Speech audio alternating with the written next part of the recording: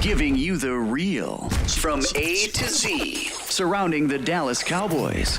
News, updates, rumors, transactions, takes, and more. So strap up, Cowboys Nation, and start your day off with A to Z Sports.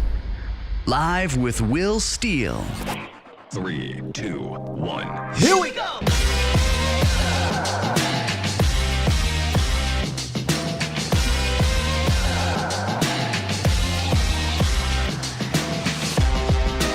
Good morning, good people. Happy Monday to everyone out there. Welcome to A to Z Sports Live, presented by Freeman Mazda Hyundai. Streaming live on YouTube, Facebook, and Twitter. I am your host, Will Skywalker Steele.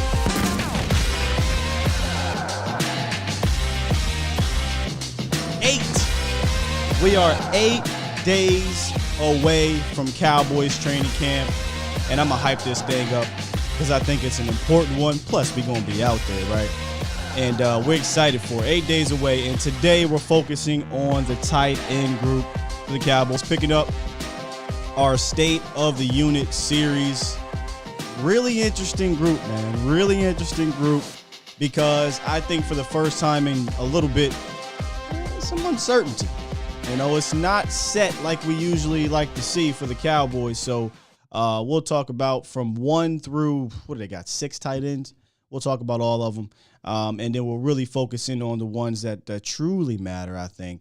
But, hey, everybody has a shot, I think, for that tight end 2, 3, 4 position if they decide to run with 4. So we're going to run through all of that. And in the roundup, crazy, man. Our community is just, I think it's a fantastic community. And one of our brethrens ended up getting an interview that a small nugget was dropped, and we'll talk about that in the roundup, plus an article feature that will tie in this tight end group. So good show lined up today to start off the week, and we got one more week, y'all. This is the last week, and then we'll get into some goods for the Cowboys. Some real information will start being dropped, and we can discuss that. But I think I got this week kind of planned out, Bomb Squad. I think I got this week planned out pretty good. We'll get into some camp battles, some surprise battles. I think we'll be straight. But where are my manners, y'all? Bomb Squad! Salute to the Bomb Squad showing up early and often in the morning as we have folks still coming through here. Mel Hayes was good. He said we made it through the dead season. We almost did. The finish line's right there. I can see it. And for the first time in a long time, I felt like we, me personally, have gotten through it on a positive note. Usually I get so annoyed with this part because we get a lot of bull crap and it's no news, but y'all helped me get through it, man. Was good. Trey, Scotty Laxton, TC on the drums. That's so 2009. Chuck P over on Facebook. Professor O was goody. Peter Rizzo, Jesse Falls, Matt Goddix, man, one of our day one members. Alpha Mason, Brian Bradford, what up? James Rogley. We got Gregory in the building. Derek Fisher says Sky's on time. I push it back a little bit. I think I'm on time a little better. You know what I mean? I have to talk to Zach about that. C. Burleson. What's up, Miss Lamitra? Bill Pugh in the building. Jennifer Y. We just going to go with Y. Landon Elliott, what's up? Oscar Sullivan, C.J. Richards, John Bones Jones, William Blackwell, Toxic Tom Downey Burner account says, man, I know our fan base just loves Dalton Schultz. Oh, do they? We got something on that a little later. 215 was good. Who else got in? Captain America, salute to you, sir. And I think that's it for right now from the Bomb Squad to start this show off. Now, I might have missed a few, like Jeffrey Smith coming through, Iceberg Q coming through, Everett, I see you, Clemente, Eric G, Stephen White, what up? Appreciate y'all, CT, the Madden heads in the building. How you doing on your tournaments? I know it's big tournament time, and Madden about to drop soon. I know it's about to drop soon, man. Appreciate y'all for joining me. I see you, Special K. Special K said, every morning, Sky putting in that work, man. Salute, man. I really try to put on good shows for y'all, quality conversation. And as y'all know, as y'all have seen the last few shows, even in a dead period, we have really good conversations about these here Dallas Cowboys. All right, we have really good conversations, and we'll try to continue that this morning. So let's get it started. Hit this roundup. I really find this first part of the roundup something to make me go, I'm going to talk about it. It's time! It's time! It's time! It's time! Time. It's time! Time? It is time for... It's time for the morning roundup. Round 'em up, boys. Here we go. Or as I like to say, ole do it. Hey. So here's why I said the Cowboys community is such a unique community, I think. Shout out to my guy, Boss Cowboy. Like I said, we had a good conversation about a week and a half, 2 weeks ago. Can't remember when it was. He ended up doing an interview with Michael Gehlken out on a field a couple days ago. And there was a small tidbit in that interview that went kind of under the radar maybe. But Michael Gehlken pretty much confirmed that the Cowboys have spoken to linebacker Anthony Barr. It's not just guessing anymore. It's not just, hey, we want an Anthony Barr on this team. They talked to him. Oh, but you know who has something to say about that.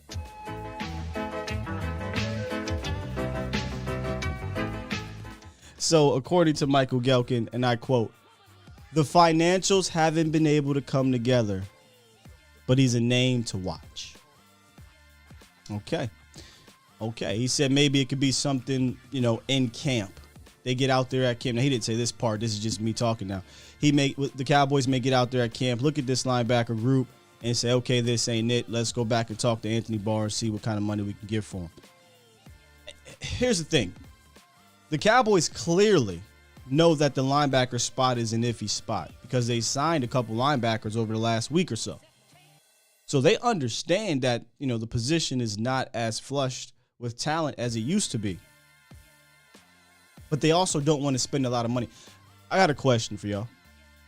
Do you guys think that the Cowboys feel, I shouldn't even say the Cowboys, I should say Stephen freaking Jones, right? Here comes the money. Here we go. I should say Stephen Jones. Does Stephen Jones feel burned from Keanu Neal? Probably. What do you mean? Well, last year the Cowboys spent a couple dollars on I don't want to call him a reserve player, but he wasn't your fixture, right? He wasn't your feature. He was kind of your third linebacker. And they spent $5 million. According to Todd Archer, they don't want to spend that type of money on Anthony Barr. But I always say, man, scared money don't make no money. If I ever go broke, I'm going to take your money. Are we looking at Anthony Barr as similar to Keanu Neal? When I say we, I mean the Cowboys. Where they're like, okay, a little bit older, injury prone. We spent $5 million on a guy. We did not get the value out of him last year. I'd rather go get a Malik Jefferson, a Christian Sam, guys that don't make the roster type of situations. Part of me thinks that he is a little bit, shook. I mean, he said he was shook to spend money because of Brandon Carr. Why would, this could be just on a smaller scale. And if you look at Anthony Barr's contract from last year, the Minnesota Vikings restructured it, but he still made $8 million. So do I look at Anthony Barr as a guy that's going to demand 10 plus million? I don't think he's that guy anymore. I don't think that there's a team out there that's going to pay him that amount of money. But if I can get Anthony Barr between 5 and 8, I'd look to do it. This room is razor thin, y'all. Y'all know how I feel about it, and it worries me if something were to happen to one of our top 3 guys. Hell, it might take the young buck a little bit to get acclimated too. So, what I do it, I'll pick up that phone. I'll see what's up. I'll get into the chat here in a quick second. Let's move on to the next part, which is the A to Z Sports article feature. A shout out to Cole Patterson. Old Coley Cole had an article that said why Cowboys breakout player could lose value during the 2021 season. And that player he's talking about is Dalton Schultz. What? I'll read a quick excerpt from it. However, the emergence of Jalen Tolbert and the versatility of Tony Pollard could eat into Dalton Schultz's share. Tolbert is expected to start week 1, which will allow him to grow as a player as the season progresses. Furthermore, Tony Pollard is expected to see an increased workload in the offense. He's proven to be a dynamic ball carrier, but he also adds an element as a receiver. That is where he really hurts Schultz's potential production. Cole could be on to something. I still think that Dalton Schultz will likely be a feature aspect to this offense. Unless you want to put on your tinfoil hats, right? If you put on your tinfoil hats, I guess you could say there's a possibility that I don't want to do this. But they say, well, we know Schultz is up for a contract. We don't really want to feature him this year because then his price will rise, et cetera, et cetera.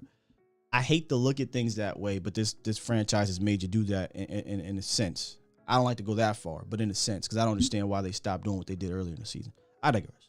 So check out Dalton Schultz. Check out Cole Patterson's article, Why the Cowboys Breakout Player Could Lose Value in 2021, over on A2ZSportsDallas.com if you want to read the whole entire thing. I'm going to do something really weird. I'm going to bounce back to this linebacker situation. I'm going to come back to the tight ends because I want to hear what you guys had to say about that Anthony Barr thing. Shout out to Boss Cowboy for getting that.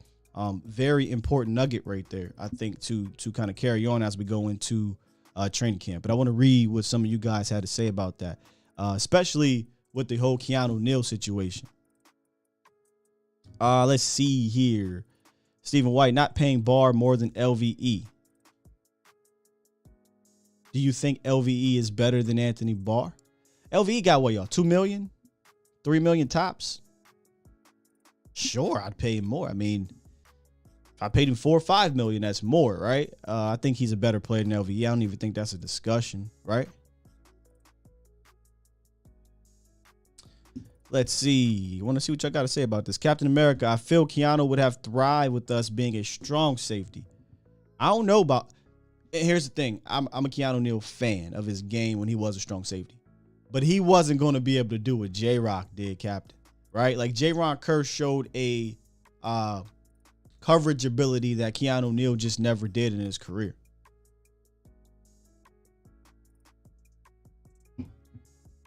Also, that's so 2009. Are you on board with that? Let me do this real quick. We in that dead period. This might be a long show. Yeah. I don't want it to I don't want it to go off base too much, but I'm gonna put this poll in here. We've got 2 people now that believe I think what I'm about to ask here. I gotta see this thing here. Who is the better linebacker? Ask your community. Ask your community. Okay, I put the poll in there. Pretty simple. Who's the better linebacker? Anthony Barr or Leighton Vanderesch? I want to see the numbers here. Good morning, Joey. Professor Rowe says Barr had more tackles for loss in 2017 than LVE has in his entire career combined. That's one thing that bugs me about LVE. You would think read and react would mean I see it, I go, I get those TFLs. They don't get that many TFLs. Last year, believe it or not, was his career high in tackles for loss with 4. This is people believe LV is still better. All right, here goes the poll though. I'm gonna leave this poll up here for maybe the first part of the show. I'll come back to the poll after we hit the break, and then we'll go back into the Cowboys stuff. Sam, I saw you on the podcast, on Pick 6 Sports Podcast. Shout out to Professor O and those boys over there. And ladies. Don't want to forget Margarita. And ladies. Call into the show. You said LVE slander. What? How can we even slander him anymore? He is what he is. It is what it is. It is what it is. You know what I'm saying? He is what he is, right? I mean, this ain't 2018. That's all I'm gonna say. This ain't 2018.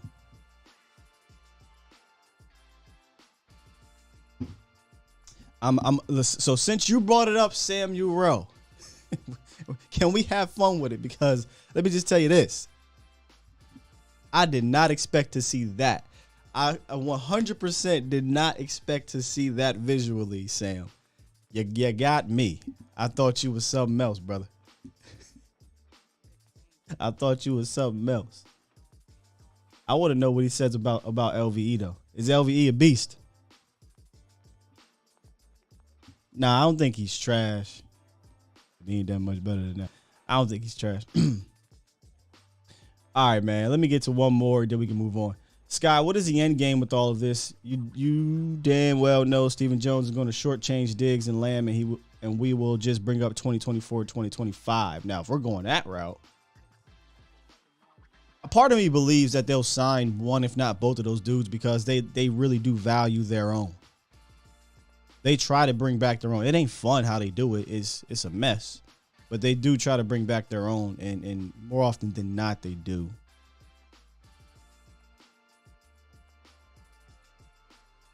Appreciate the donation, JV. Boy, we be reaching, man. But I'm gonna go ahead and read this for you. I ain't gonna Super chat. Thank you for the $5 donation. Just remember, this is LVE's third defensive coordinator since he's gotten in the league.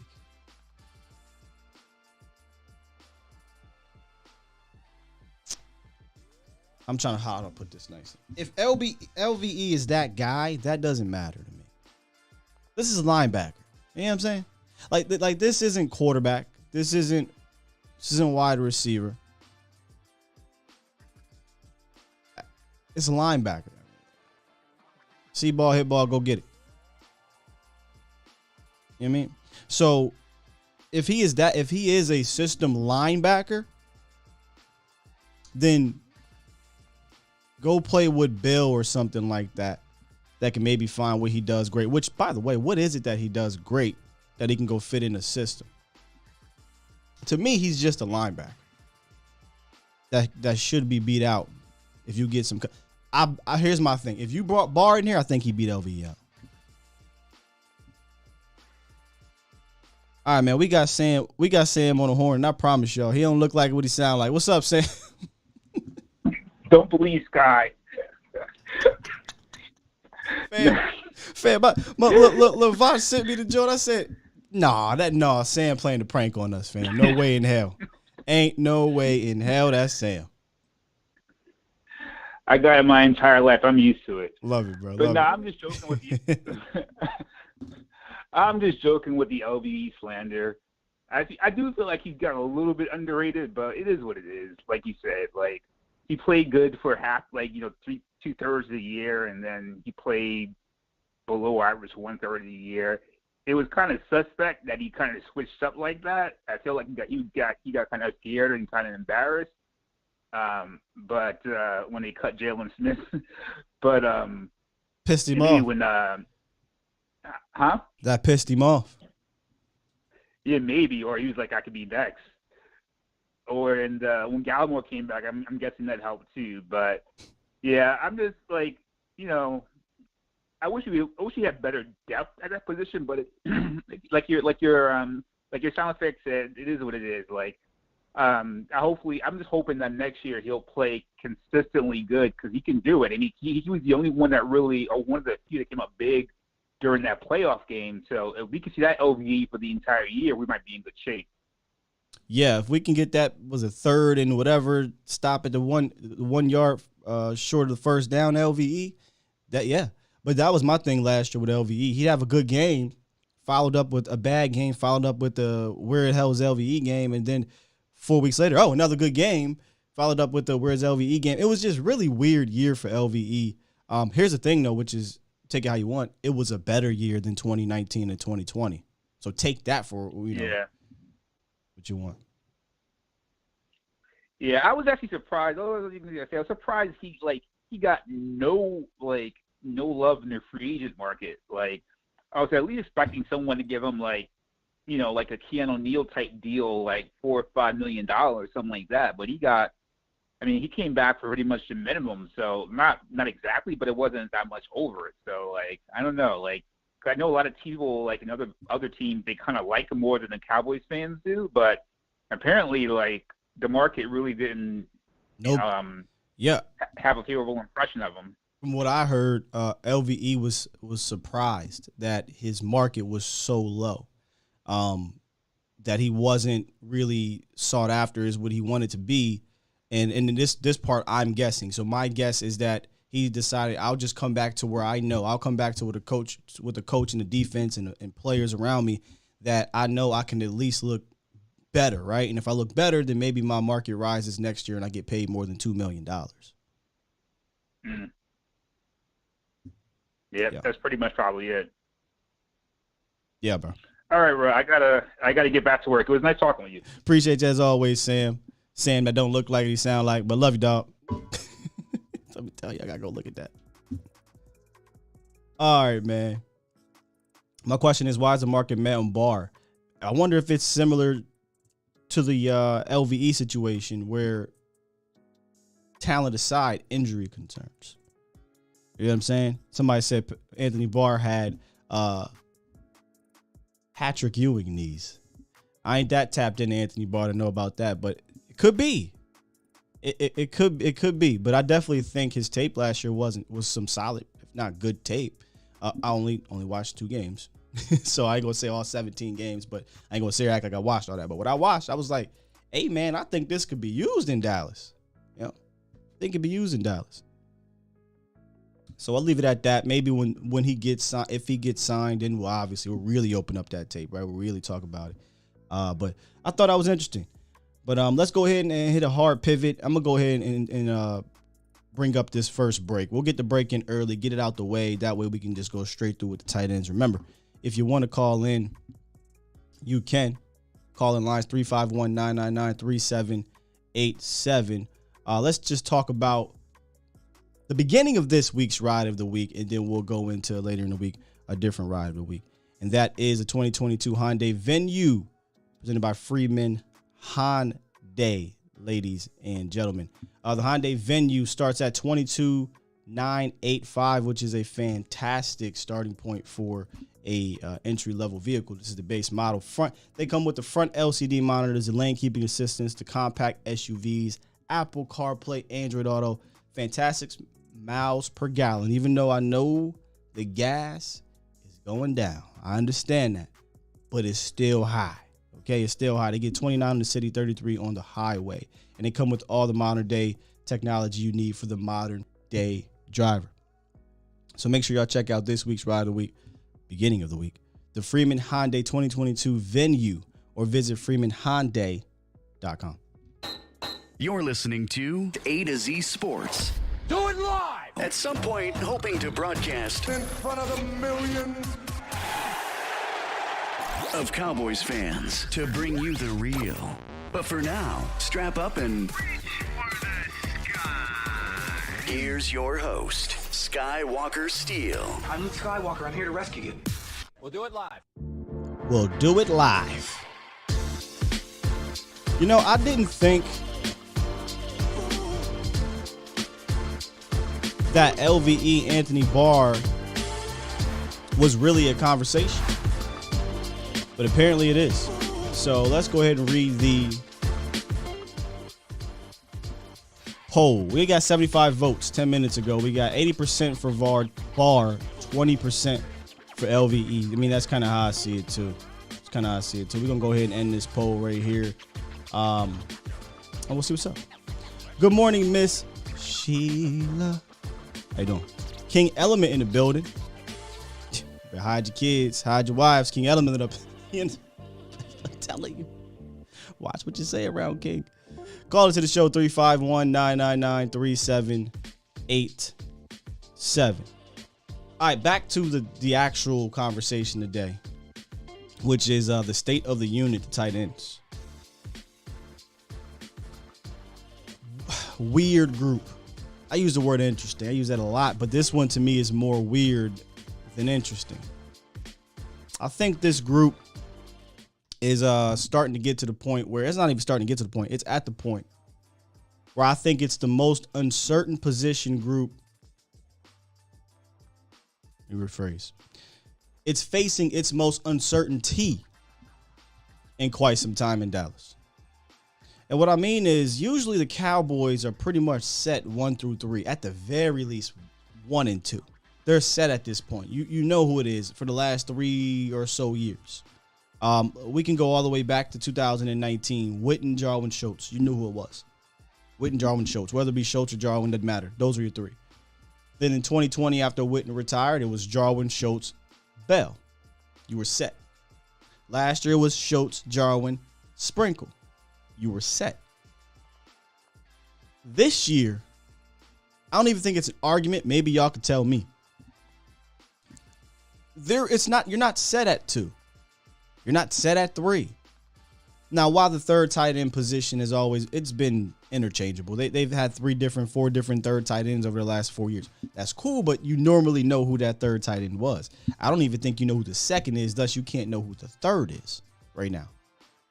I think it's facing its most uncertainty since Jason Witten's first retirement abruptly in 2018, which might have led to the Cowboys drafting Dalton Schultz. Remember that year, the Cowboys had Jeff Swain, Blake Jarwin, Dalton Schultz, and Rico Gathers. So here's what the room looks like right now. Well, that's not the room. This is what the room looks like right now. Got a lot of bodies. Draft pedigree is questionable, but even then, I would say 4th round tight ends that's about right to me, unless you're getting one of those dudes in the first 2 rounds. So the draft pedigree is not quite there, aside from 2 dudes, but we don't talk about this room often. Like this room isn't brought up enough to me in the sense of, hey, what's going on there? How are we feeling as Cowboy fans about the position? Now, we're going to go through this individually, but I want to ask y'all, where's your confidence level in the tight end group from 1 to 10? Last year, y'all know me. I'm not going to fake the funk. I'm not going to fake the funk. Y'all want to hear some wild, not accusations, but some wild predictions that your boy had over the last couple years? I was a big Blake Jarwin fan. Absolutely big Blake Jarwin fan. I thought if Blake Jarwin, I didn't foresee the injuries, but I thought if Blake Jarwin would have been used like Schultz had been used over the last 2 years, his numbers would have been fantastic. Schultz-esque, if not even better, right? Because I thought he had those. I thought his receiving skills were better. I always said I think Blake has some of the best hands on the team. He used to play receiver, so I think he could route you up. He had very deceptive speed. I thought he was fantastic after the catch. Just injuries really derailed Blake Jarwin's career, and it could be over. But I thought that Blake Jarwin and Dalton Schultz after the 2020 season would have ended the season as a top 3 to 4 tight end group. And after looking at Dalton Schultz, who finished as a top 5-ish tight end, 6, 7, whatever you want to call it, I think that could have held its weight. I was wrong on Blake. I thought Blake could have been that dude. He wasn't. I thought Blake and Schultz could have been those dudes. They weren't together, but Dalton Schultz was. So I'm not going to fake the funk. I did predict that those dudes are going to be beastie. But, you know, what happened with Blake happened, and you could argue that derailed the rest of the season in regards to the 12 personnel package, which we had a whole show on 12 personnel package. Just go look it up. Just go look it up. But I can't sit here in good faith, go into this season and say, hey man, Cowboys got themselves a monster 2 tight end package. Can't do it. Not in July. And y'all know me. I like him again. I like Jake Ferguson. Wasn't enough there. The reason why I was able to go where I went with Blake Jarwin was because I saw enough to say, okay, man, give him the opportunity. I think this dude and this dude, Dalton Schultz, I think they could be fantastic together. So 1 to 10, how confident are we with this group? Last year, I would have went 9, 10. I would have. King said, King Ken, tight end is what it is. Adrian got 5. D Shift 8. Moore's going to throw it all day to Schultz. Well, I mean, if we're talking about in confidence in Dalton Schultz, yeah, I'd go extremely high. I'm talking about in the group in general. They're going to run 4 deep, 3 deep at the very least. And I thought over the last 3 years, I was much more higher on the group in general. That's why I said the group in general than I am now. 5, 6. McKeon trying to get some more PT, says Jay. Gregory 4-ish. C. Burleson 7.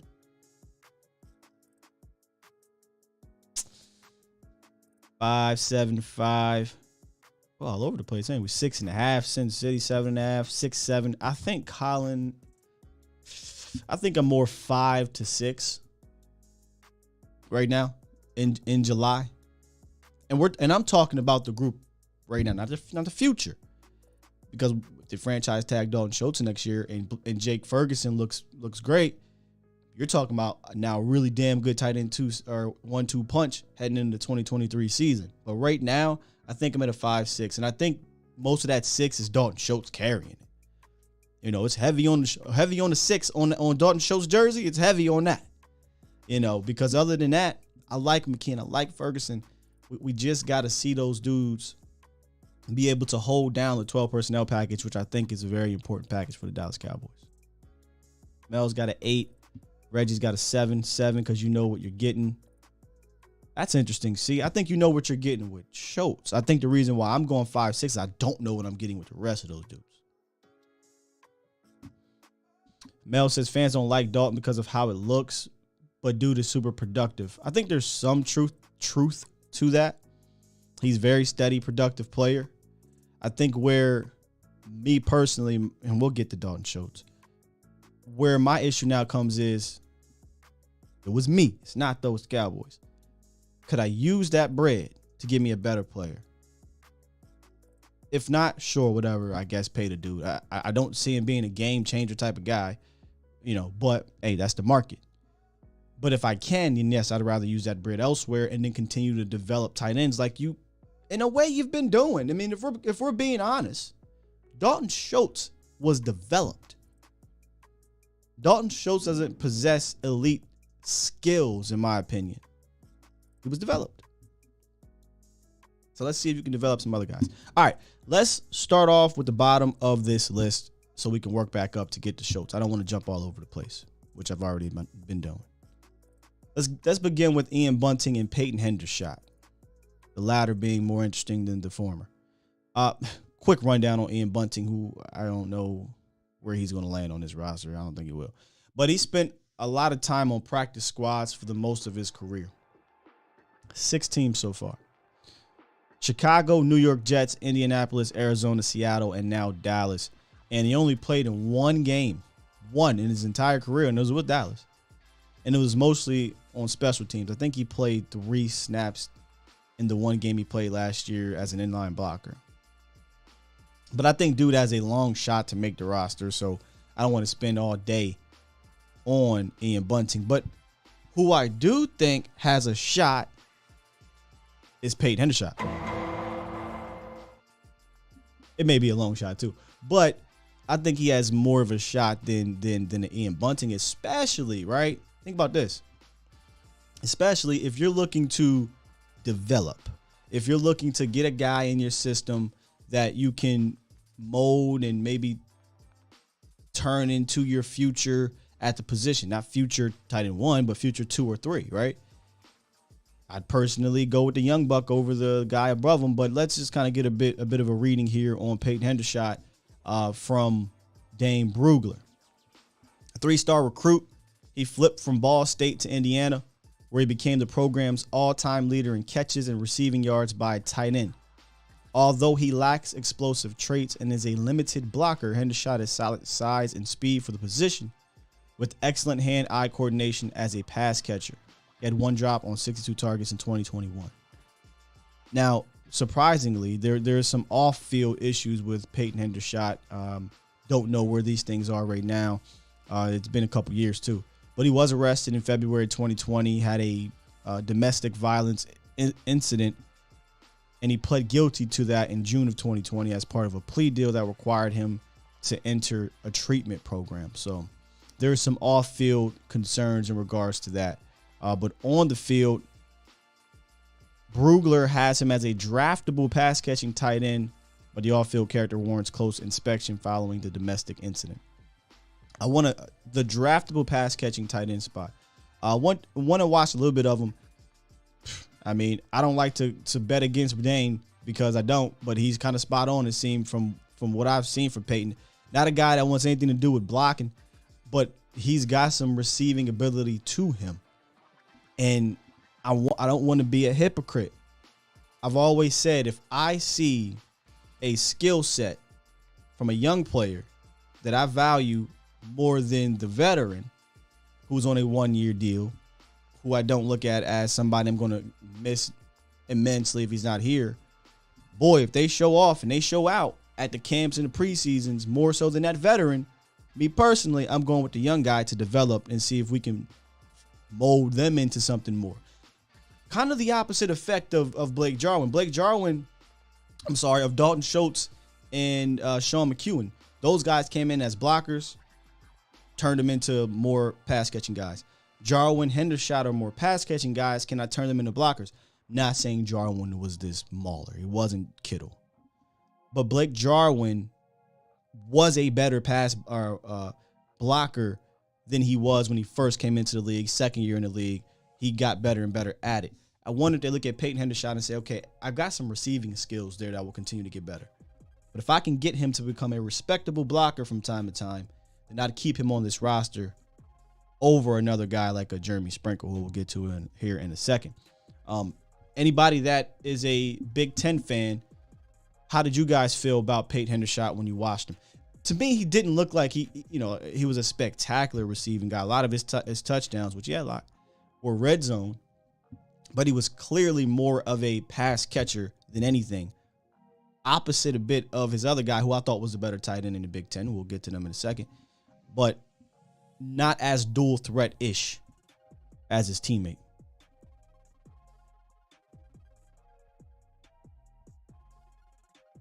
Interesting from Jim Coger.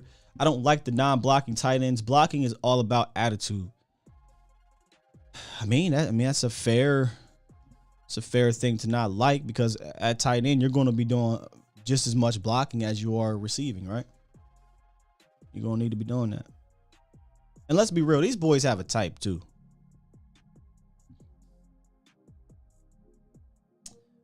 See, we're still on Dalton Schultz in here. We'll get to him too, which he's the biggest talking point of this whole group, obviously. But we'll get to him too. Anybody watch Peyton Hendershot though in the Big Ten? We got Big Ten fans here. Toxic said limited blocker. Dallas fans are going to hate him. My thing about that is, if you can look at a player and understand what he is limited at, I think you can accept him better. I think the frustration from Dalton Schultz last year, which, by the way, I feel like I got to keep saying this, he was not a bad blocker last year. He had more than fair share of his bad moments. I like him better in the phone booth. I like him better in tight spaces than I did in spaces. But his bad moments were bad. I think the problem was we looked at Schultz as a guy, you a blocking tight end. Why aren't you spectacular at this? Why aren't you steadily, consistently good? He wasn't consistently bad either, but he had those bad moments. So I think the expectation is what made us kind of sour on Dalton Schultz blocking. And for those who try to say he didn't have bad moments or he wasn't consistent, he'll tell you. Why you think he putting on weight? Why you think he's focusing on blocking? He knew it kind of took a dip. But if like Jarwin, for instance, nobody looked at Blake Jarwin as a blocker. But nobody really was like, Blake Jarwin sucks because he can't block. We know he's not a blocker. I'm expecting you to hit the seams, make the catches, be a red zone threat, all those good things, right? So I think if we can adjust our expectations on said player, it'll allow us to be a little bit more reasonable if we can add context. I know it's a foreign thing, but I'm just saying. Toxic said he watched him. You're a Penn State alum. We are. Says he has some skill. Danny says McCarthy has a type, and we still don't have his type on the goddamn team. Boy, when the Cowboys brought in Mike McCarthy, and Danny, I'm mad I didn't bring this up on this show. When the Cowboys got Mike McCarthy, I got excited. For the tight end position. Mike McCarthy, a former tight end. Look at his resume of the guys he's brought in for Aaron Rodgers and Green Bay. I said, oh, we about to get ourselves one of those guys. One of those athletic guys. Can be dual threat dudes, but hit the seam busters. Going to be a mismatch. Like, I get the blocking. I get it, bro. But me personally, I would love to have a mismatch type of tight end. Jared Cook. Jimmy Graham. Richard Rodgers. Jermichael Finley. Right? These type of dudes, they caused issues. Now, Richard Rodgers sneakily had some good years in there, but he wasn't one of those dudes, but he still was a pass catcher type of guy. These type of guys caused issues from a matchup standpoint. And with Mike McCarthy being a former tight end, I thought we were going to lean towards that. But I think Dallas, the franchise, they have a cowboy way of things, right? Hey, safety, we ain't drafting those. Hey, one text, we don't give a damn about those too much. Hey, tight ends, they got to look like Captain America, Jason Witten, right? Tight ends got to look and feel a certain way. We'll take a shot on a Rico Gathers in the 6th or 7th round. If it doesn't work, it's nothing, right? It's nothing. But the one shot I thought they had at getting a guy like that, and they had the guy, was Martellus Bennett, but he was 3, 4, 5, maybe 10 years too soon for the Cowboys because Jason Witten wasn't moving along. But I thought Martellus Bennett would have been a fantastic tight end if he was the guy. So, yeah, there isn't that kind of tight end on this roster. Doesn't mean Dalton Schultz isn't good. It just isn't that type of tight end. That's all. All right, and then when you look at the last of the bottom of the roster type, I say bottom of the roster, but the last of this bottom group, in my opinion, Jeremy Sprinkle. Sprinkle is just odd to me. Just an odd player in a way because if you look at his career, he's a predominantly blocking tight end, but he did have a season where he had 40 targets and 26 receptions. For the most part, though, he's been a guy you keep around to block. And here's why I said he's odd. He played over 435 snaps total last year. Missed me with that one. But only 180 of them came on offense. So he was predominantly a special teams guy, which means not even predominantly, he was a fixture on special teams. So to me, that is the only reason why he shouldn't be counted out completely, is because he was his special teams usage. But other than that, I don't think he's this dominant run blocker. You know, he's a solid blocker in general, but I don't think he's like, hey man, Martellus Bennett was a dominant blocker. I don't think he's one of those type of guys.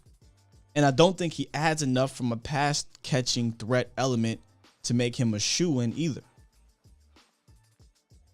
So if we want to get Peyton Hendershot on this roster, who I think is the guy, right? That's the guy we're trying to get, unless they go out and sign another dude.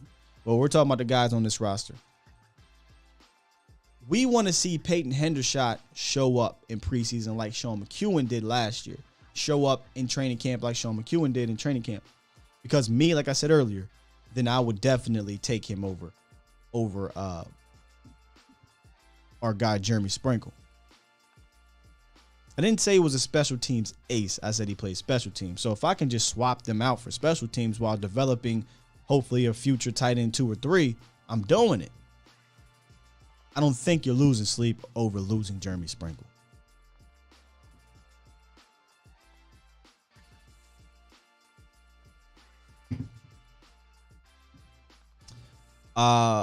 Okay, I was about to say, Craig, where are we going with that one? He said he does not have to be a solid run blocker. On the contrary, if you're a blocking tight end, you absolutely need to be at the very least a solid run blocker, right? Like if I'm bringing you in to block, especially on this team, I need you to be a solid run blocker so we can be respectable running out of that formation. But I agree with that part. I think he is just taking up a spot. So, only reason why I don't completely rule him out is due to the special teams. Other than that, I mean, come on, what are we doing? You know? Part of me, as I'm looking at this, man, I wonder if Dallas might have just dropped the ball a little bit on this group with what was out there in free agency and what these players got. I don't think they got a lot of money that, you know, and you could have brought in a respectable tight end 2/3 to give this room a little bit more versatility. I think it's lacking that greatly. Who's your seam stretcher? Who's your mismatch guy? Like, I don't care if he only comes in for 10 plays a game. I digress. It's just, I feel like he could do a little bit more here. He could do a little bit more. All right, let's get back to it. Now we finally start to get to some of the tight ends I like a little bit more here. And that is rookie Jake Ferguson. Shaky Jake the Snake, the other Big Ten tight end out of Wisconsin. Let's take a listen or a look at what Jake Ferguson said to Mike McCarthy when they sat down for their pre-draft interview. Basically, I quote, basically at Wisconsin, we go by these 3 words: smart, tough, dependable. That was my pitch to Coach McCarthy, telling him, hey, I'm smart. I'm going to be able to pick up the plays. I'm tough. Throw me into any scenario and I'll be ready. I'm dependable. You can count on me. You love to hear it. I think Jake has all of the makings of being a fantastic, steady tight end in this league. I do. I think he's a dual guy. I think he was one of the more productive pass catching tight ends in college. I don't think like I said, he's not a seam buster. He's very much, it sounds crazy, but he's very much Dalton Schultz. In fact, there's actually a quote where he talks about how he would model his game off of Dalton Schultz. He would try to be a respectable blocker that could do some good things in the pass catching department. I think that's what Jake Ferguson is. And I truly do believe they brought him in here to replace Dalton. I don't think they want to pay Dalton all that money. And when we talked about, and again, we'll get to him, but when we talk about the franchise tag and playing on the franchise tag, I said, I get it. You just drafted your 4th round guy. Let's see what he got in year 1. If he shows enough promise, you don't have to pay the $13 million next year. If you don't like the draft and you don't like how he played, if you don't like the free agency, then hey, you tag Dalton Schultz again. I think that's how they're looking at this. But just because I like Jake Ferguson, just because I think he has a future, does not necessarily mean he's coming right into this league right now and is your tight end 2 or your tight end 1, or they're just handing it to him. They're going to make him earn it. In fact, Bobby Belt, remember when we had Bobby Belt on? We talked about Jake Ferguson. And listen to what I said to Bobby Belt. I thought that, because we weren't being told anything, I thought that when Dalton Schultz was out for that little week, that he held out, that, okay, this is an opportunity for Jake Ferguson to get some tight end 1, tight end 2 reps. Oh, on the contrary, listen to Bobby Belt talk about that scenario. Well, I think a lot of us kind of assume that they took Jake Ferguson to eventually replace him. This gives more opportunity for him to get some reps. How are they working him in down there? I was going to say for tight end 2, but I guess he'll kind of be, that tight end 1 now until Schultz gets back. Well, I mean, from what we've seen at OTAs, it'd be more like they're moving up from, him and Peyton Hendershot are moving up from tight ends 5 and 6 to 4 and 5. They've given all the reps to the veterans. And so all the reps have been Schultz, Jeremy Sprinkle, Sean McEwen, and then even Ian Bunting. And so I think they're just kind of, bringing them along, and they're, they still believe in them. It's just I think they want to kind of hold their hand a little bit until they get used to the veteran work and working with the veterans and stuff like that. And so this may accelerate it a little bit, but I mean, a lot of the reps to this point have been, with throws from Ben DiNucci and Will Greer to them. If you heard my reaction when he said that, I was like, whoa. It wasn't because I look at this as, oh my God, your 4th round pick is not getting start. That wasn't the case. I just fully believed that with Schultz out, that Jake was getting these reps because I didn't see this tight end room as anything that would stop him, right? So it caught me by surprise. But they're making him earn it, and that isn't new. Tyler Smith was not starting day one. And I don't even know if he is technically now, but he wasn't getting those first team reps early.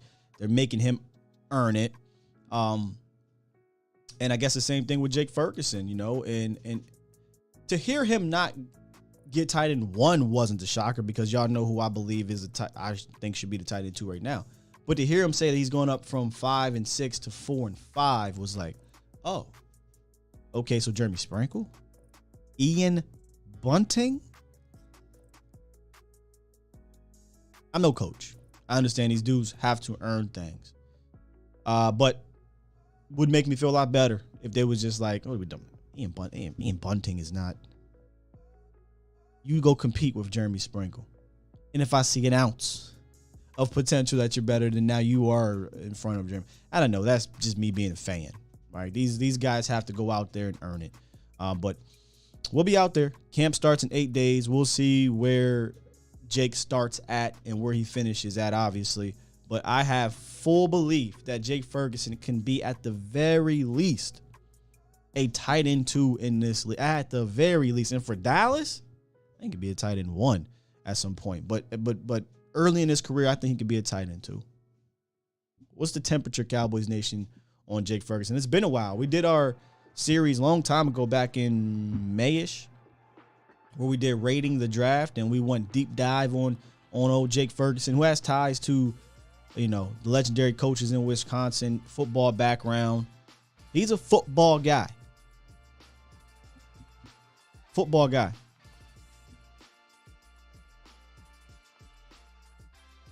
Same thing, Jacob. They always slow roll these guys out. Dez Bryant and all those type of things. But the difference is, Micah Parsons, immediately you knew was going to be linebacker 1. I don't know if that's the case with Jake Ferguson. Micah Parsons wasn't a linebacker 5'6". You know what I'm saying? Micah Parsons was linebacker 2'3". Jake going from 6'5" to 5'4" was a bit of a shocker to me. That's all. Like, you weren't putting, I don't know who Francis Bernard wasn't in front of Micah Parsons last year. But 1st round pick, 4th round pick, different situation. So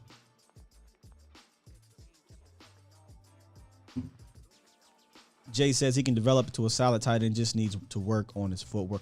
I think the development part is the key part here. I think he has, and this is where it could hurt Schultz in the long run. I think Dallas is confident that they can develop another Dalton Schultz.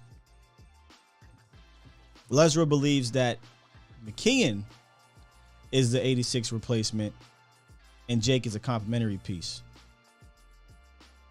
I love Sean McKeon. McEwen. I'm sorry. I love Sean McEwen. But I do think they did draft Jake to take over for Schultz. But I'm very excited. You know who this year Sean McEwen for me is? It's Matt Forniak.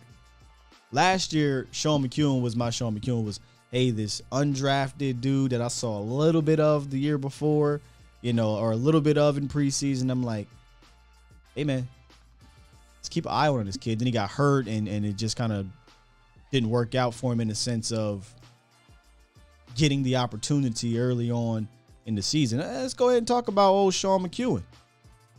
Let's go ahead. Let's get into Sean. Y'all know me. Big fan of him.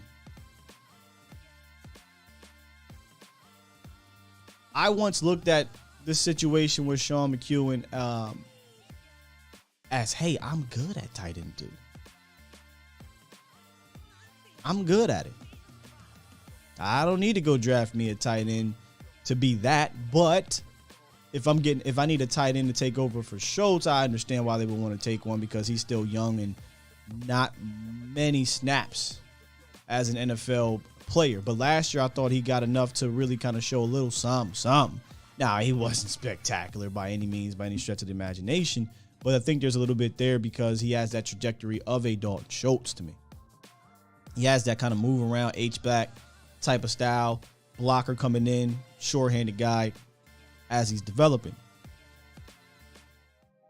If we look at him, he's still young, 24.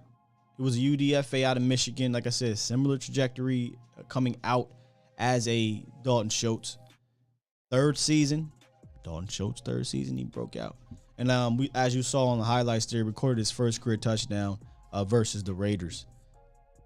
To me, this guy is a lock. He's a lock, right? Like, this isn't a situation where, barring injury, where we're like Sean McEwen could be on the outs. I think Sean McEwen is a guy who is a lock. And that's what's wild. Like, if you looked at last year, you could argue Sean McEwen not a lock. If you look at 2 years ago, I mean, what was the depth 2 years ago? It was Jarwin, Schultz, and I think Bell. McEwen was on the roster. He ain't no lock, right? If they were rolling with those three. Had you won out and you got another tight end, you could then make a case. Hey, maybe McEwen ain't a lock, but you didn't. So I think this dude is a lock to make this team. Absolute lock to make this team. Sky, why does it feel like our front office is stuck in the 90s with what they want in tight ends? Success from the position, Jason Witten, Dalton Schultz. There's part of me that doesn't blame them for that thinking, toxic Cowboys fans. Like, you saw how you developed Dalton Schultz. You see the numbers you got out of him. Jason Witten's a Hall of Famer, right? But so part of me believes that they look at it as, hey, man, we can develop tight ends, and they can. So they have a type. They got a type, man. It is what it is with that. Jaws says, easy tight end number 2. That's how I feel. That's why I have him up there. I have him ranked above Jake Ferguson right now. Doesn't mean that Jake Ferguson can't beat him out. Jake Ferguson is a better player coming into the league than Sean McEwen was. Problem is, Sean McEwen got 3 years is going into year 3 now. He knows the league better. So I think he has the potential to kind of stronghold tight end 2 in 2022 season, and then maybe next year we'll see where we're at with this. Got to look at contract situation too. I think he would be an restricted free agent, so I don't think he'd go anywhere anyway. Blues Daddy says McEwen is the fastest tight end on the team, which isn't saying a whole lot. He has better hands than Schultz, and my sister's a better blocker than Schultz. Damn. Come on, man. Professor O likes Hendershot's film over McEwen by a large margin. This is where context matters, and you gotta include it here. Because I'm just going to say this because I think it's obvious, right? You're talking about Hendershot's film in college over McEwen's film in college. I don't even think that's close. Peyton Hendershot is the all-time leading tight end, if I'm not mistaken, if I read that right, at Indiana. Sean McEwen barely even got the rock at Michigan. He's an afterthought at Michigan. He was a blocker. Peyton Hendershot was a receiver. It ain't even close in regards to being a pass-catching type of tight end. Now, if we flip it, run block or blocking compared to Peyton Hendershot, that ain't close, right? But we're talking about a third-year tight end. And Peyton Hendershot, I don't think that's close right now. In July, Sean McEwen is by far and away above Peyton Hendershot right now.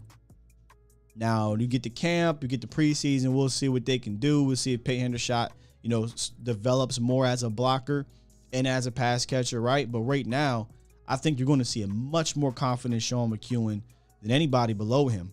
And a dude who I think he knows.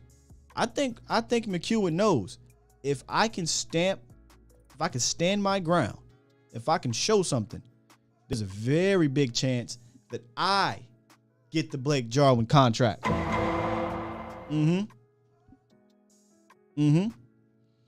what I mean by that is Blake Jarwin was Sean McEwen. Blake Jarwin, hey, he made a few plays and had a breakout-ish year.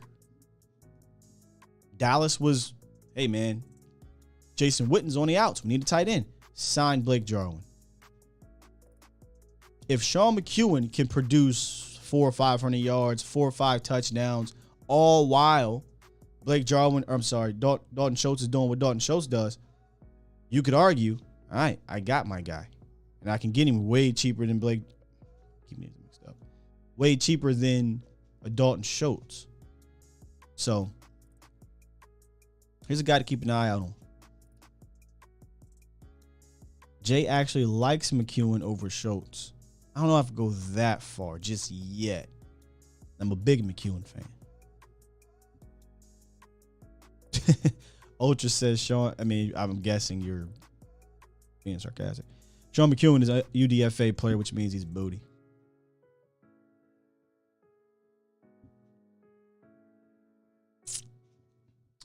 McEwen also went to Miami with Dak and the receivers. This is true, Jennifer. Thank you for pointing that out. He might have not been in that picture, but that's a very good point. I'm just saying. Listen, man, who just said that they believe? Was it you, Lesra? I might be joining your side, Lesra. God dang it, because I love Sean McEwen. If I had to be honest with you, and this could be the underdog thing, right? But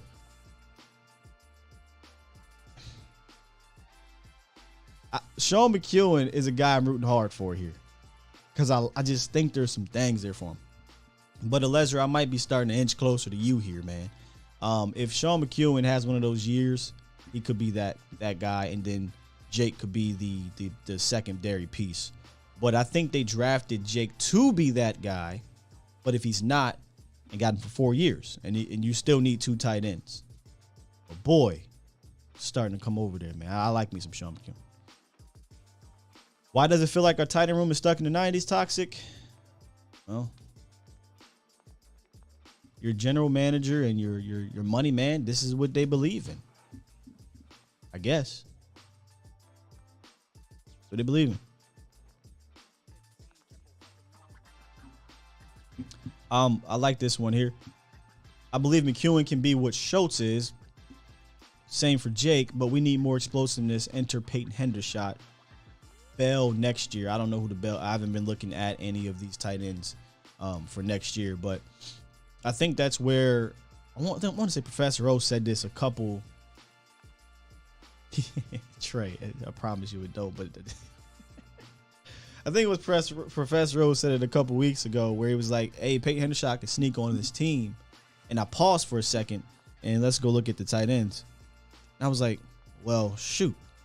If we're talking about getting a young guy to develop over the veteran in Jeremy, yeah, I tend to agree with you there, right there. Because at first I was like, wait a minute, Jeremy sprinkled it. But I'm like, he ain't nobody I'm trying to just keep on this team. So if Hendershot can be your seam buster, can be your wrinkle, I guess, to the tight end position, your wrinkle to sprinkle, then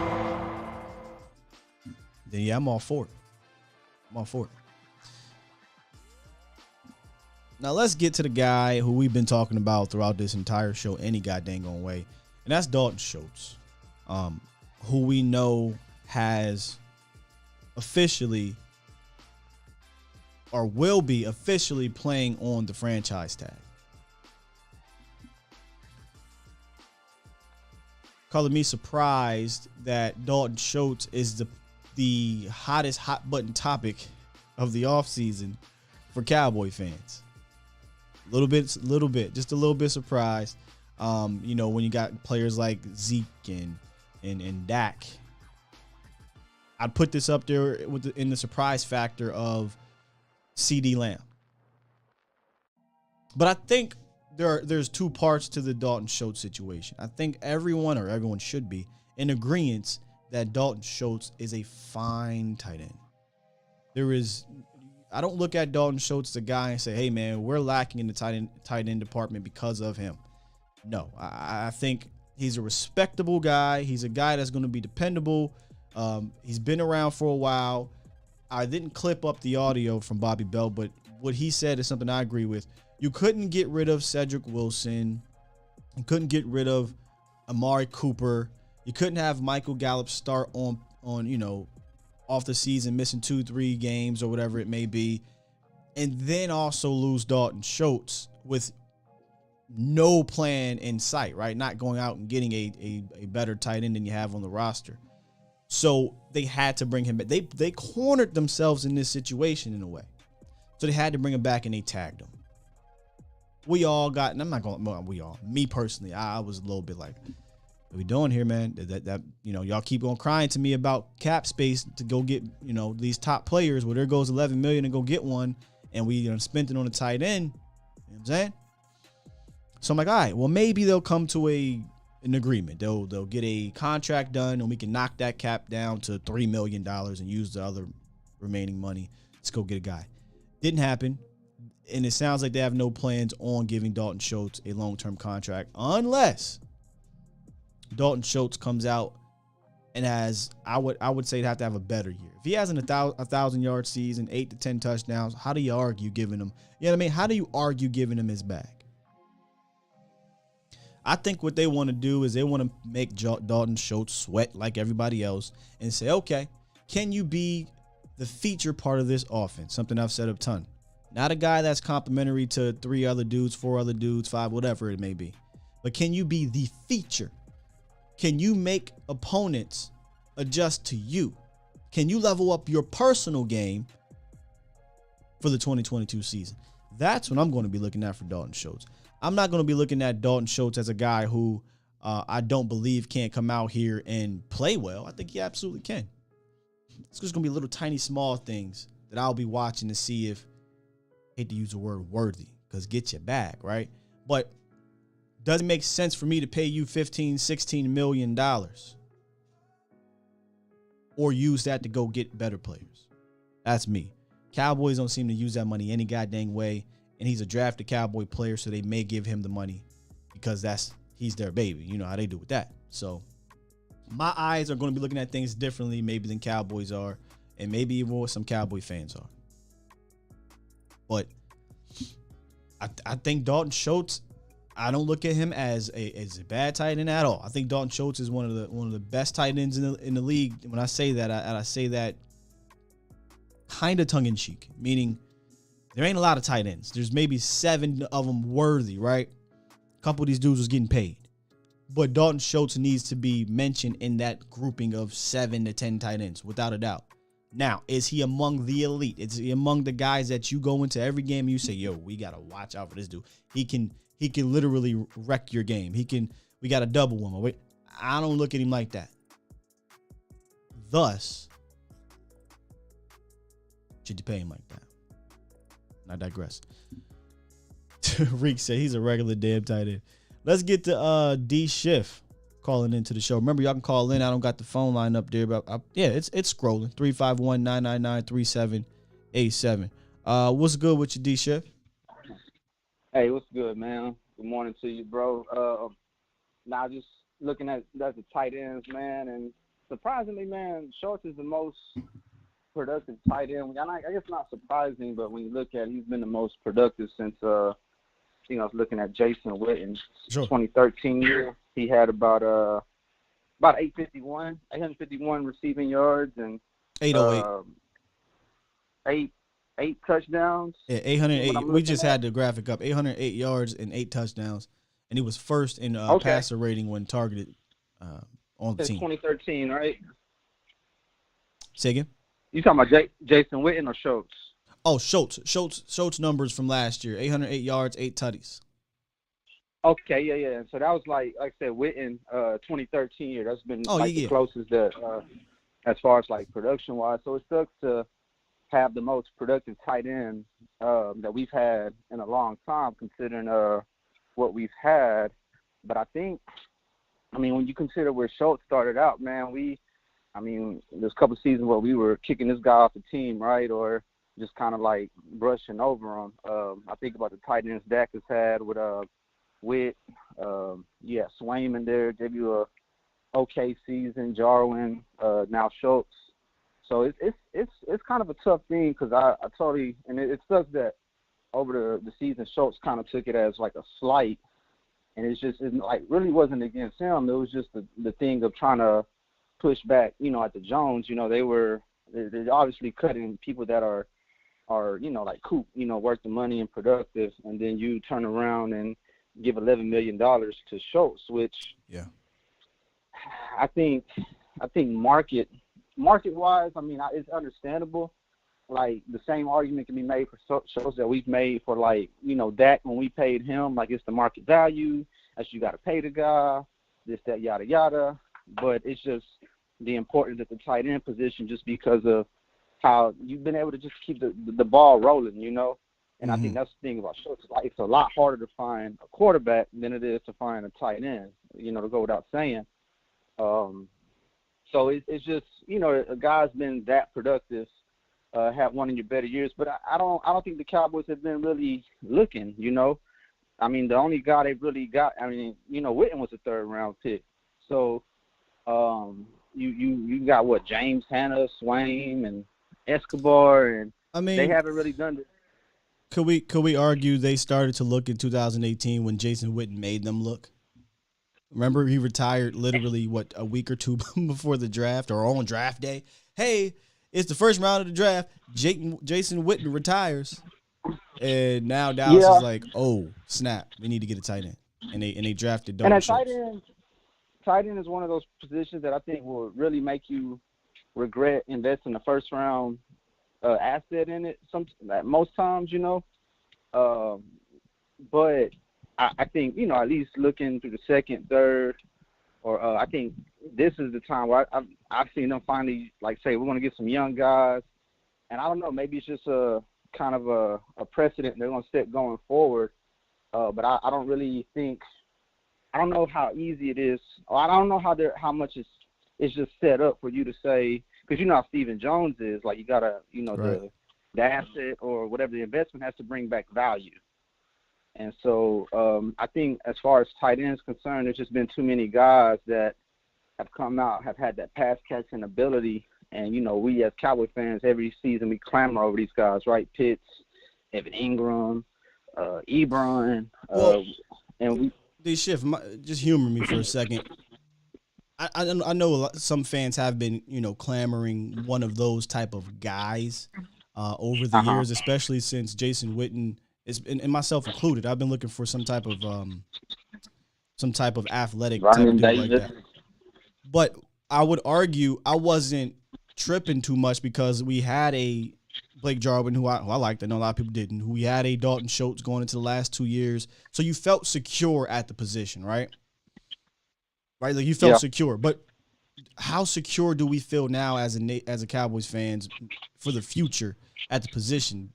When we look at Dalton Schultz as a guy that it looks like they're not going to keep around. So now we're really looking at this tight end position moving forward like, all right, Dallas, if you ain't going to keep Schultz around, maybe we do need to draft one higher, or we do need to switch things up if Jake Ferguson doesn't look out. So are you as confident as you were before in the position?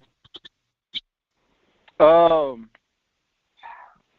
honestly would have to say yes, just because of how they feature tight ends in the offense. Gotcha. And I think they'll – I don't know, it makes this hard because it's stats. As I get older, man, and as I, follow you guys, stats don't really impress me as much. It's like you talked about the context, right? So the context in which can we have – like, I'm not confident that they're going to get a game break. I'm confident that they'll stay solid, right? And that won't be something like in a position of you're not going to be looking at it. Like, we'll never have to look at it like the safety position, right, where we just feel like we're just in this drought and that we just can't just see. Like, we can go that long trying to find a J-Ron curse. It seems like almost immediately as soon as Witten left, you were able to make Swain productive. You were able to make Jarwin productive. And then out of sudden, Jarwin's up the picture, and then now Schultz becomes productive. So I just think it's going to – and I think that's the other thing that Schultz has against him, the fact that Dak has a history of just having productive tight ends. And it just doesn't make sense to put that much money into a position where you can get the same production, you know? I think Schultz is suffering from a little bit of what Lamb is suffering from in regards to Cowboys fans. I think the difference is the talent levels, in my opinion, are different. Here's what I mean. People are doubting Lamb or questioning Lamb because he wasn't the guy in the offense, right? He was, we always had Cooper, right? We don't think Lamb, or we don't know with Lamb, right? We had Cooper. I think the same thing could be said for Dalton Schultz. He's always been the fourth or fifth option in this offense. And what I mean by that is not fourth or fifth in targets. Literally, you're not going into the play saying, I'm going boom or bust with this guy, right? Like, my reads are not going Dalton Schultz, then Cooper, Lamb, Gallup, Zeke, Tony Pollard, whatever, right? It's going Cooper, Lamb, Gallup, Dalton Schultz. So I think, and me included, I'm looking at it as, all right, Schultz, you're probably going to be leaned on this year. Let's see if you are a guy like in the Travis Kelce, the George Kittles, the Darren Wallace, guys that can take over these games from that position. Because if so, boy, I ain't got no goddamn problem doing so, because I haven't seen that type of ability yet. But it doesn't mean it can't come on in year 5, right? It's very possible. But Andrews. Let me not leave out Andrews. I think Andrews is fantastic too. But my reservations come I don't know if physically he can do any more. I think Schultz is like the equivalent if you were trying to make Michael Gallup the number 1 receiver. Interesting. I think, because, I mean, like you said, he's not a game breaker. He's not someone that D coordinators go in saying, hey, we got to shut him down. But he's sneaky, but he needs – it's almost like he needed that Coop. You just need like one more guy. That's why you need Tolbert or one of these guys to kind of emerge, because what's going to happen when D coordinators feel like, oh, well, he's just – now he versus being the third or fourth option, he's now the second option, or, right, the third as opposed to the fourth. And how much easier it might be for a D coordinator to, like, does he have those games that he had against the Eagles where he was just able to get 2 touchdowns and just find himself, kind of make those wide open plays, catch teams off guard, so to say. Because, you have one less spotlight on, Cooper being gone. Sure. So I'm confident, but I don't have confidence in this front office trying to do more than what we've had. Just being realistic.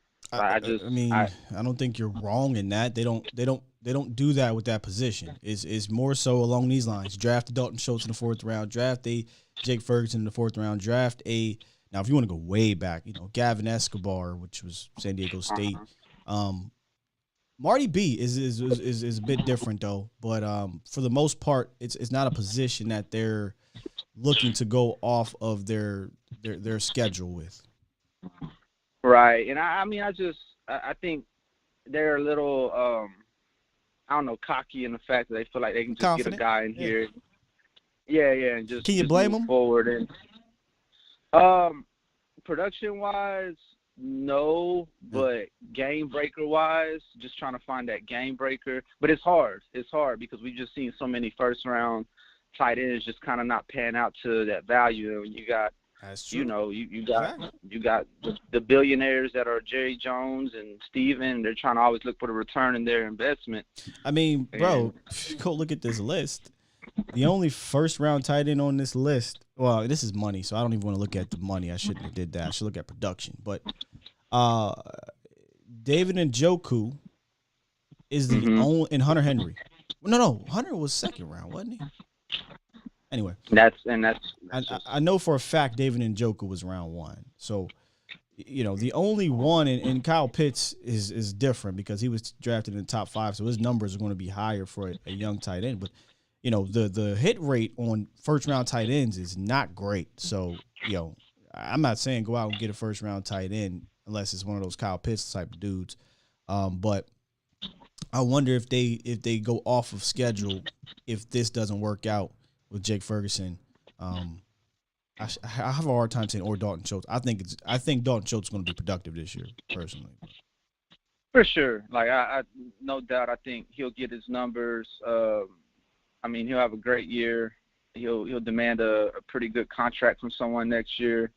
But I still feel confident regardless if he comes back or not, just because of how the Cowboys have shown they can develop tight ends. Gotcha. But I don't expect nothing more than the solid, production that we've gotten. So, and we're always looking to go a little bit past solid, right? Because that solid just always looking to get better. It's true. After a while. But all right, man. Just want to chime in, man. Good talking to you, Scott. Appreciate the shift. Enjoy the rest of your day, man. All right, bro. You too, bro. Yeah, man. He is going to be a guy I think Cowboy fans are really going to be watching this year. Funny thing about it is there's nothing about Schultz's game that I see regressing. So get ready for the conversation next year. I'm going to go ahead and say his floor is going to be about the same from last year. I don't see why it wouldn't be very similar. 70-plus receptions, 800 yards. Now, the 8 touchdowns was the most touchdowns from a Cowboy tight end in a long time. So, the numbers could go up. What if he gets 140 targets? 1,000 yards plus, 8, 9, 10, 11. You can't come back to the table and be like, well, Schultz ain't going to get his money. He going to get his money. Now, context matters, right? Is his A-dot, meaning average depth of target, below 6 yards or something crazy? How many big explosive plays does he have? Maybe that stuff matters, but he don't give a damn about that. He's not going to go, and his people, into the contract negotiations and say, well, listen, I know, we ain't, our offense struggled on the outside, because remind you, he can have 90 receptions, 1,100 yards, 9 touchdowns, and the Cowboys can be 9-8, right? Yeah, but he don't care. Hey, Jerry, Steven, I up my numbers. I put together a top 3 tight end campaign in this league. I've been the first 1,000-yard tight end since Jason Witten. Pay me. All right? So it'll come down to context, I think, because if he is that dude and he does what I said, right? I said, hey, if he comes in and he's showing you I can be the feature and make teams adjust, and we're winning because of me. Not just because of me, but I'm part of this thing. There is sign the check, Jerry. There's nothing else to talk about. So very, very interesting. Schultz and Lamb, you could argue, are in similar situations. Can they be that guy at their position is the question mark going around Cowboys Nation, but for 2 different reasons. One has the talent to do it. He just hasn't been in the position to do it. The other's been in the position to do it, but he's had talent around him that hasn't allowed him to be featured in that way. I know we diving deep into the small things here, but it's fascinating conversation, Cowboys Nation. Fascinating conversation. No one at all will complain about that, Zoltan. And that's something that my brother Jesse Hiley said. Jesse said you had a chance to extend him and not Jarwin, and you went with Jarwin. Again, I'm wrong on that one. I was big Jarwin guy. At that point in time, man, Schultz just hadn't shown to us a lot because he literally didn't have many receptions. 2019, he had 1, something like that. Jason Witten derailed it. I think Jason Witten really screwed up our tight end situation when he came back. So I was like all for the Blake Jarwin situation. So yeah, you could have got him for the Blake Jarwin bread, if not less, at that point. So to me, these 2 guys, Dalton Schultz, Sean McEwen, I think should be your tight end 1 and 2. Me personally, with Jake Ferguson competing for that tight end 2 spot, and I'm gonna roll with y'all. I want Peyton Hendershot to get 4. Who? I'm gonna rephrase this. Who do you think will be the Cowboys' 4 tight ends for the season? 4 and this shouldn't be that difficult because you're really only going to swap out 2 of them. And if it is Dalton Schultz, Sean McEwen, Jake Ferguson, and Peyton Hendershot, kind of give me your thoughts on it. Get back to the comments. We go ahead and wrap this show up, man. Smooth little show today. Smooth little show. Asmodeus, Schultz had one foot off the cliff and the other on a banana peel before last season. I would say before 2020. 2020, Schultz did enough easily to be confident. Okay, if Schultz is tight end 1, we know what he can do. So I would agree with you going into the 2020 season.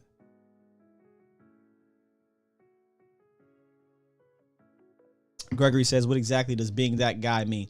Being that guy for me means you are the feature of that offense, or one of the two. There's offenses have about one or two guys that they're featuring, right? You're the feature person in that offense, meaning last year it would have been Amari Cooper, and over years it's been Ezekiel Elliott, right?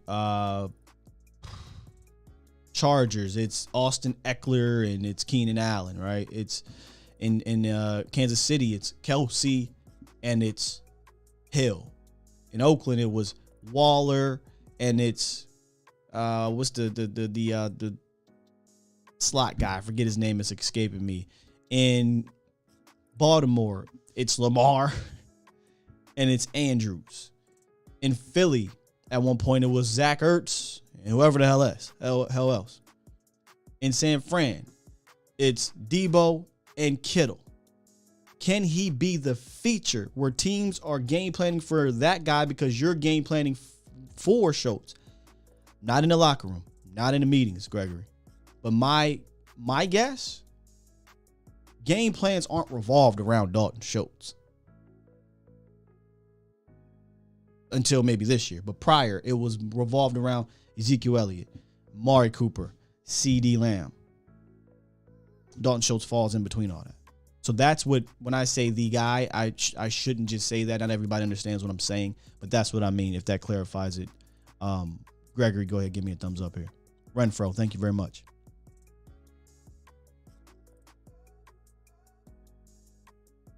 Okay, so TC has Sprinkle over Hendershot only because he's really on the only other veteran other than Schultz. Nothing to do with Hendershot's ability.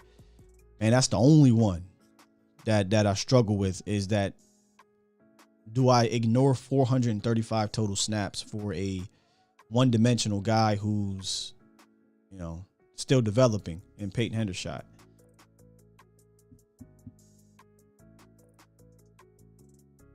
Iceberg Q says, even after 2020, we were still itching to get Jarwin back. I was. I still was calling Jarwin the guy, at the tight end spot. And hell, if you look at it, Schultz proved early too that, all right, this is me. They both were playing. Go look at the snaps. They both were getting snaps, and they both had productive snaps, productive catches, et cetera, et cetera. I was loving the two tight end set. But I think Schultz kind of was breaking away a little bit more. And then obviously Jarwin gets hurt, and Schultz just kind of just say, this is me.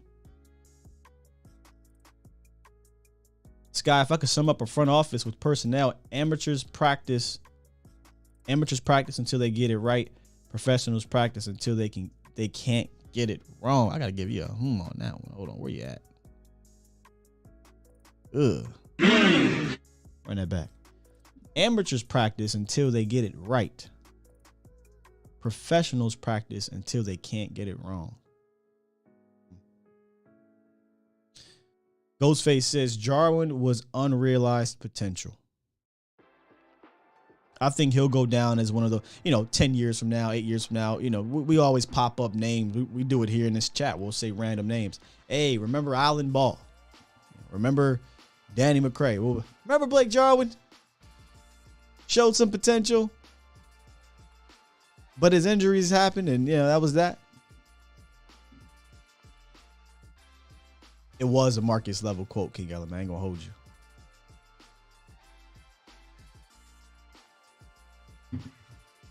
I think he is a bit of a smaller version of Jarwin, Professor Rowe. That's why earlier in the show I was like, well, Blake Jarwin, Peyton Hendershot, receiving guys that you want to develop into bit of better blockers.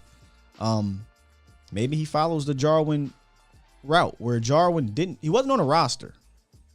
He was on a practice squad. Remember year 1, 2017. Then Philly actually tried to go get him, and they called him up because they didn't want to lose him. And then the next year, he starts to have some games where he played a bit better.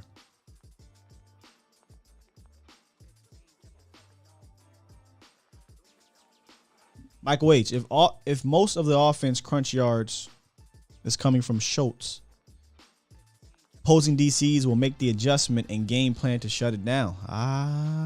We got to see. We got to know how. What's crunch yards mean, by the way? What's crunch yards mean? Before I make this statement. Because it all depends on the how. This is what I mean. Pretend you never watched the Cowboys play at all. You go look at the statistics. You see Dalton Schultz was almost your second leading receiver, if we're being honest, right? He's your second leading guy on the team. You would think, well, he must be a guy that the defense is adjusted to. Not so much. When you put the context and you actually look, it was more so he was a product. So we gotta kind of see is it because he's just okay, Dak doesn't like what he sees that fast on one option, doesn't like what he sees with Tolbert. Here you go, Schultz. Or is it, I love Schultz against Shaq Thompson, Schultz against Kaiser White, Schultz against Jeremy, I'm just throwing out these names. This is the matchup we want going into this game. So Schultz becomes 1-2 or 2-1, right? That's kind of the game I'm playing within myself is how are we getting there? Because if Schultz come back with the same 78, 8, and 8, and it's because he's a product, sure, keep him around. Tag him again for 13, which is under the thing, but do I want to delegate that type of bread over a long period of time if I can use that to get better? I'm just talking in circles, but that's kind of where I'm at with it. Craig says, do I see what Tony said about this year's team? I saw the quote where he said he could see this offense being more like 2016, 2017, which basically meaning leaning on the ground game. I don't know if it's going to go. I mean, we know who the offense coordinator is. It ain't going to go that far, but it definitely needs to have a respectable ground game. It definitely needs to be efficient on the ground. I don't think it needs to be.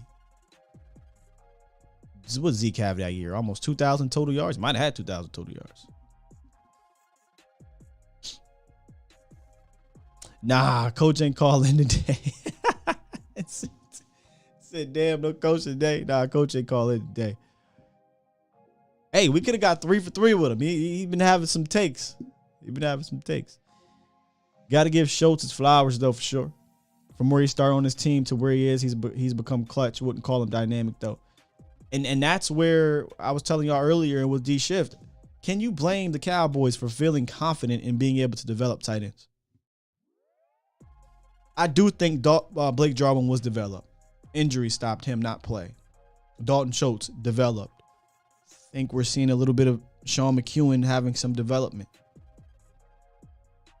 Can you blame them for saying, why pay Dalton Schultz all this money if I can just develop another Dalton Schultz? You know who they ain't developing? Another Micah Parsons. Another Trayvon. Like that, you know what I'm saying? Like these type of dudes, talent level a bit different. All right, we in overtime a little bit, just a little bit. Yeah, they definitely shouldn't feel cocky, and I agree. Witten stunted his development. Professor O said 3 for 3. Boy, the other one was.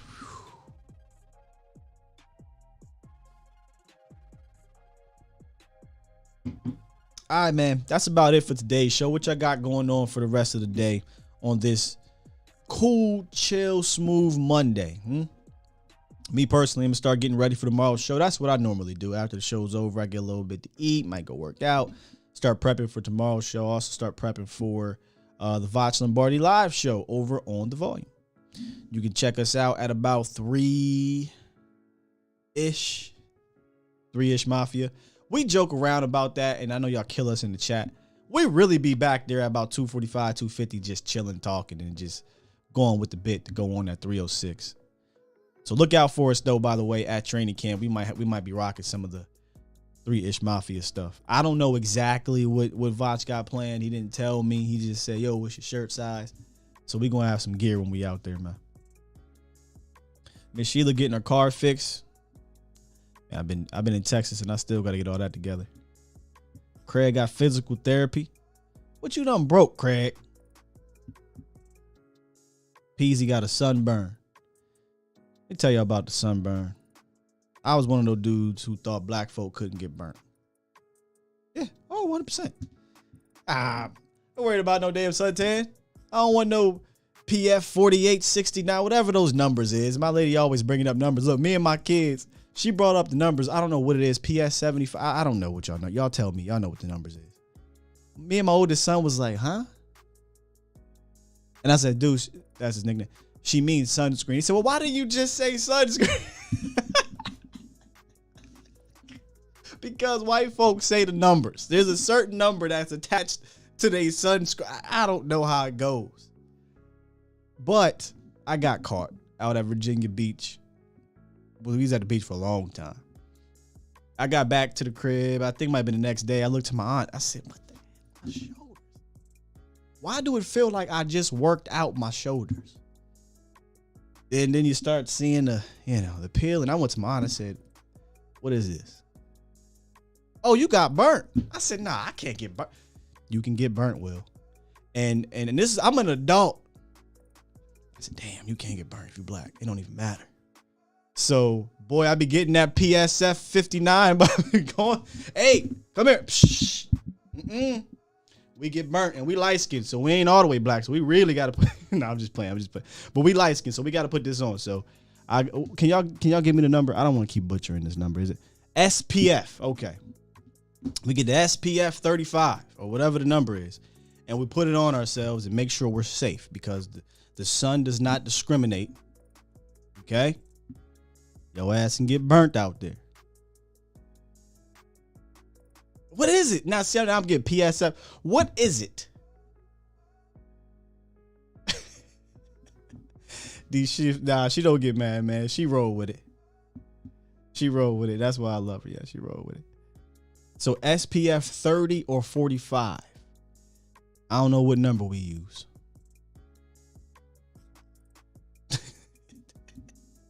Derek says, stay your ass inside. No, in all seriousness, if you are in Texas, I don't know what it is around the rest of the world, rest of the country, but it is hotter than hell. The devil done took a vacation this summer in Texas. It's like 109 degrees a day, and this is no joke. 107, 106, 105. It was not like this last year. So be safe out there. For those, my man that's out there, listen, make sure you got your SPF 65, 124 on. Make sure you got all your PFs, your PFFs, your PFRs. You need them all. If you out there working in this sun today, I need y'all to be safe, man. So y'all can keep on coming back and listening and hitting that like button if y'all enjoying the show.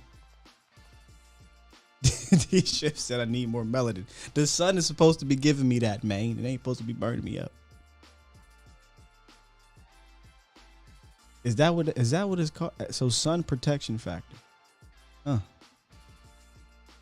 I'm gonna be completely honest. I didn't know what it was. I can't wait for fall. It is crazy, man. This is, listen, just go to your, if you got a iPhone, I don't know about Android. Slide all the way over. Y'all know what I'm talking about. Go click on the temperature dip. I'm looking at it right now. 108 today, 109 tomorrow, 107, 101, 102, 104, 105. Just click Dallas and see what we going through. And y'all wonder why they going out there to California. I don't blame them. Facts, Gregory. Facts. Be safe out here, man. And the mosquitoes ain't even, I'm not even having an issue these shift with the mosquito. The only time I had issues with mosquitoes, and y'all can go and run and tell Jeff this, god dang it. I hope he fixed this situation. I went over Jeff's house last year, got in this pool and everything. I don't even swim like that. Man, I came out, it looked like they ran an allergy test on me. I'm bit up everywhere. Goddamn mosquitoes over there, Jeff. Fix that, Jeff. All right, man, listen. Y'all check out Mauricio later on today. A to Z Sports Prime Time. He'll be back on. Like I said, he's back on full time. I keep saying this, but I'm going to reach out to him. Now that he's full time, I know you got some time to come on in the morning. Come on through, man. Give us some of your takes here on the Cowboys. And let me grill you if I don't like your take. And then, you can come back on if you want to see me later. I'll be on The Volume, Voss Lombardi Live. We'll be giving y'all a fantastic show like we always do. We about to change the game. I promise you that. Trey, when you said that, I'm thinking about the meme of Bugs Bunny when he goes, "No, you ain't ish, bro. You ain't ish." But I still love you. Home Run Derby tonight. I might check that out. I'm so mad I don't follow baseball as much as I used to, especially since my Braves have been so good.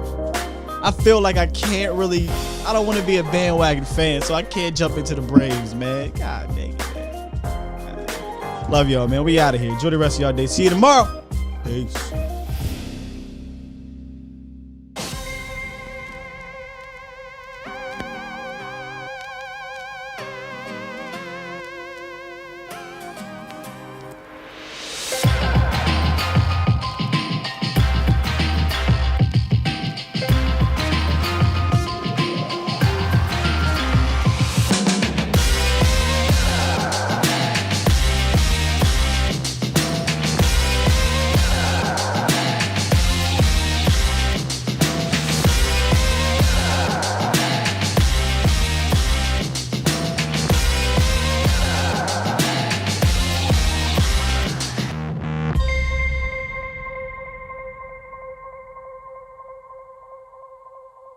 Shout out to the Bomb Squad!